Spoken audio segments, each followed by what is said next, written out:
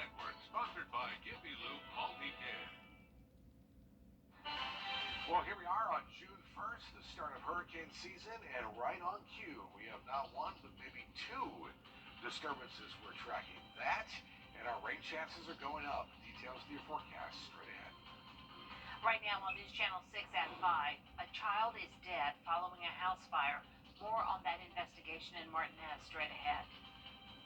Plus, following the Texas school shooting, many teachers say they may not return to the classroom this fall. More on that story coming up.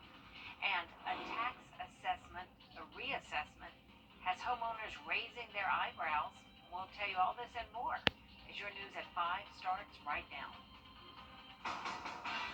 Live from Television Park, this is WJBF News Channel 6 at 5.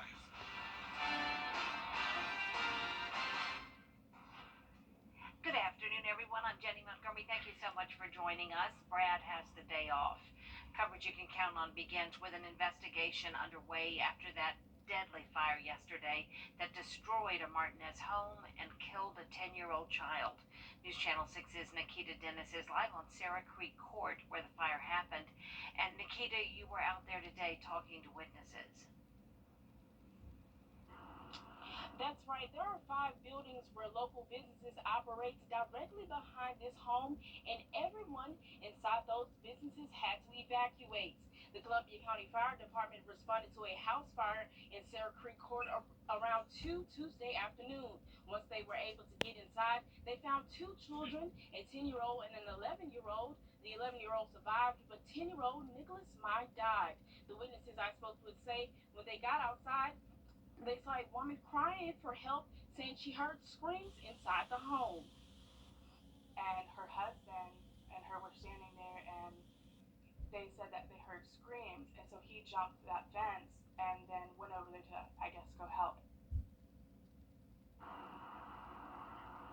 I reached out to the Columbia County Sheriff's Office, and they say that there is no age limit to a parent leaving a child home alone, that's a case-by-case basis. This investigation is also being investigated, and the cause of the fire has not been determined. That, too, is under investigation. Live in Martinez, I'm Nikita Dennis, WJBF, News Channel 6. A murder suspect in Aiken County is now behind bars. Javon Croftweb, was arrested early this morning by the Aiken Department of Public Safety. Croft was served with multiple warrants, including murder and kidnapping, plus others. He was arrested in connection to the May 3rd murder of Charles Bradley, which happened near the intersection of Hampton Avenue and Assembly Street. Croft is being held in the Aiken County Detention Center. 10 people were shot at a Memorial Day party in Charleston. That shooting also injured a Charleston police officer. People who live in the area have raised concerns that parties would turn bad, and that appears to be what happened. The mayor of Charleston says it's a troubling trend all over the country. We have here in Charleston a mass shooting. It's just over 1.5 mass shootings per day in America. Every 16 hours in our country, there's a mass shooting. Several people have been arrested following this incident, but they are not charged in the shooting. The Thompson Police Department is remembering those who lost their lives due to gun violence. Officers and community members came together for a prayer vigil to remember the victims of the school shooting in Texas. The police department is also urging citizens to take action. Thompson Police set up an anonymous tip line to let them know about illegally owned firearms or suspicious behavior in or around schools. You see something, say something. Call us. Bottom line, and it could be the sheriff's office, it could be the GBI. There are a number of law enforcement agencies. We all have the same goal, and that's to keep our community safe. The anonymous crime tip line is 706-597-7381. After the tragic shooting in Texas, many parents are concerned for their own children. A law in South Carolina is limiting who can become a school resource officer. A state law prevents school districts from recruiting recently retired police officers by preventing the retirees from earning a paycheck and their retirement checks at the same time. Schools from across the state are hoping lawmakers will pass the state budget, which they say has a proviso exempting retired law enforcement officers from that retirement pension cap if they go back to work. To have a police officer on every campus would be a tremendous help for us, and ultimately it helps us keep schools safer. The South Carolina General Assembly goes back into session in just a few weeks. The governor's office says they're optimistic that lawmakers will pass a budget. This is a tough time to be a teacher. Between the challenges over the past couple of years during the pandemic and the recent mass shootings in schools, many teachers are leaving the profession. News Channel 6's Bria Smith spoke to one teacher who says she's doing everything she can to stay in the classroom. It's a question a lot of teachers are asking themselves, stay or go. In the wake of several mass shootings in schools, the country is seeing many educators moving on to other professions. One Richmond County teacher says she's staying in the classroom and hopes for solutions to come soon. Wjbf Williams tells me it's all about the future success of her students. I fight to be in the classroom because I believe that I still have something to offer for my students. That's why I chose this profession, simply because of my love for teaching and educating children. Williams says it's scary to hear about the continual school shootings and worries about how she can better protect her students. You want your students when they come to school, you want them to feel safe. You want them to feel like, hey, they can come to you about anything, but what are you to do with this? You have little to no control of these situations. Williams says while she knows of some Richmond County schools with good security, it is something the school district in totality should work toward. If there's a gun right here, a gun is an inanimate object. In the hands of a person, that's when it becomes deadly. Someone who has mental health issues and is known, it's like you gotta be proactive and jump ahead of the situations. In Augusta, Bria Smith, WJBF News Channel 6. It is time now for a first check of the forecast. That and show you the very latest in just a few minutes. Jenny. All right, Tim, thanks so much. Tonight, the Sand Hills Neighborhood Association is hosting an Augusta Mayoral and District 2 Commission Candidate Forum. News Channel 6's Mary Calkins is live now from Greater Mount Canaan Missionary Baptist Church, where it will take place. Hi, Mary. Hey, Jenny, that's right. Tonight, the public will have a chance to get to know the candidates in the runoff for Augusta Mayor a little bit better. Stephen Kendrick and there'll be questions from a moderator, pastor, vicar, Thompson, and at the end, they will also be joined by this commission sets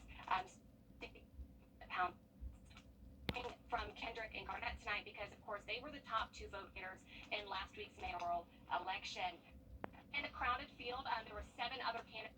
One of those candidates was former Commissioner Marion Williams, who announced yesterday that he would be supporting Garnett Johnson in the race. Now, as far as Duke and Pouncey were the top two votes in the race, and replaced Dick, who is term limited. And it all kicks off tonight here at 6:30. For now, reporting live in Augusta, Mary Calkins, WJBF News.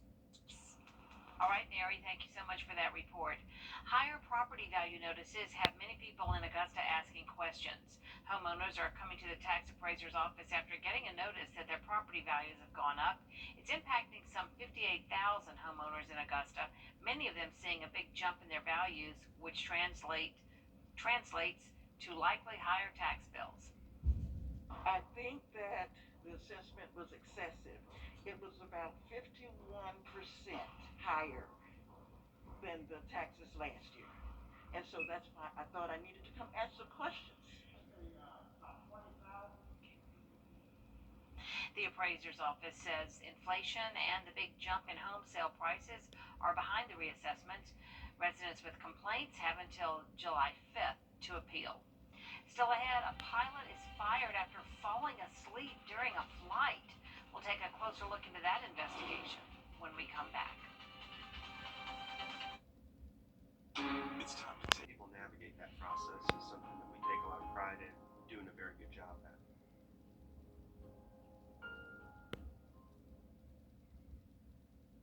About 250 airline passengers flying from New York to Rome were allegedly left briefly without an awake pilot on board. Investigators say both pilots were asleep in the cockpit for a time while the plane was in the air, causing alarm at air traffic control. Faith Abube has the details. Panic on the ground as two pilots were reportedly sleeping in the cockpit of a loaded Airbus 330 while it was 38,000 feet in the air over France. The ITA Airways flight, previously known as Alitalia, was on the way to Rome from JFK Airport on April 30th with about 250 passengers on board. One pilot was on his designated sleeping break. The captain was supposed to be at the controls but also reportedly fell asleep. Officials say both pilots were unresponsive for about 10 minutes, while air traffic controllers and the airline tried multiple times to contact them. Fearing the worst, French authorities say they were preparing to scramble fighter jets to intercept the massive aircraft when the pilots finally woke up and resumed radio communication. An airliner at altitude is going to stay at altitude because it's under autopilot control. That's not the worry. The worry is how long are you going to be boring a hole through the sky that is unresponsive to air traffic control. ITA Airways says the captain claimed the radio stopped working in the cockpit, but an internal investigation reportedly revealed no issues. The airline says the captain has now been fired for his behavior and the strong inconsistencies in his account of what happened during the flight. The plane, however, did land safely in Rome. And in a statement, ITA suggests the passengers were never in danger, saying, quote, "The safety of the flight has always been guaranteed in accordance with the highest safety standards provided for by aviation regulations." In Washington, Faith Abube, ABC News. A new bill could bring some much-needed funding to smaller law enforcement agencies in rural counties. News Channel 6's Darnisa Jefferson explains.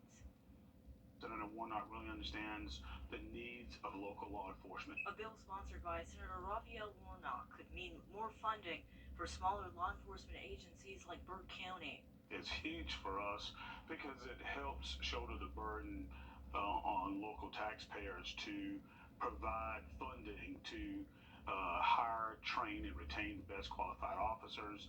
The Invest to Protect Act would create a $50 million grant program and allow agencies with less than 200 officers to receive funding for training, equipment, mental health support, and officer recruitment and retention.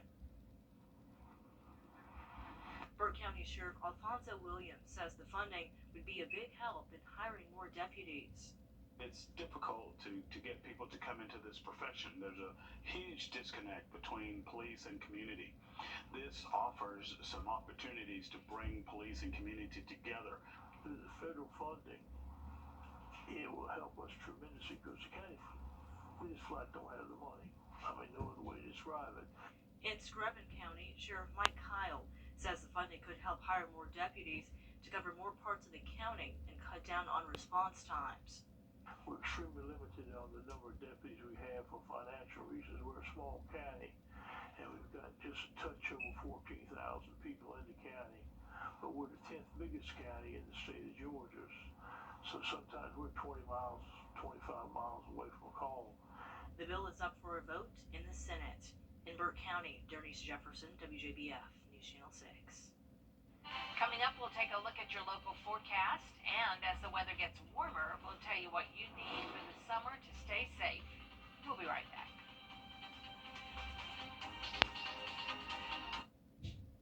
I'm attorney. Forecast notice we do not have an alert day for Friday. We will just have to watch some of these storms as we get into Friday afternoon.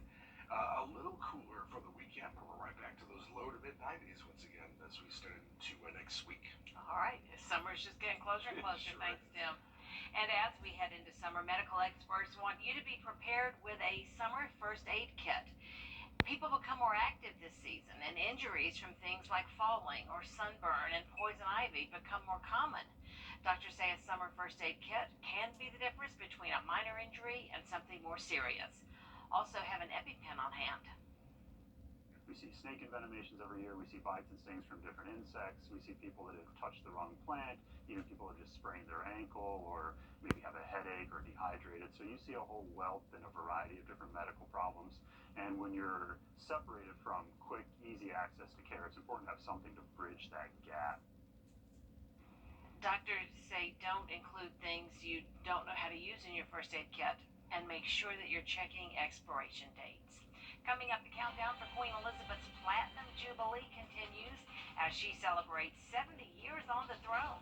We'll have that story for you when we come back.